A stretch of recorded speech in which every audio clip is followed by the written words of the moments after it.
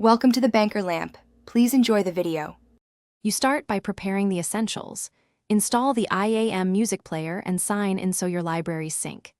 Give the app permission to access files and network. This ensures metadata and cover art load correctly.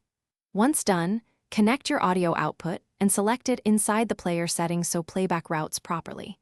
You should see your local and cloud libraries populate. If not, wait a few seconds for indexing while you continue to the next step. Now you organize and prepare playback.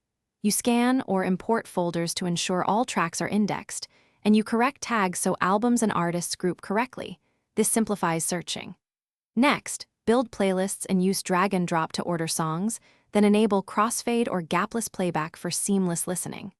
To shape the sound, open the equalizer and pick a preset or adjust bands manually. These changes improve clarity and bass depending on your headphones.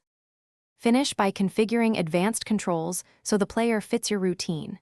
You enable offline mode and set cache size to store songs for travel, and you sync playlists across devices so changes follow you. Link streaming services or enable scrobbling to keep listening stats accurate. If something fails, try clearing the app cache and reindexing the library to rebuild metadata. Make sure your audio drivers are current.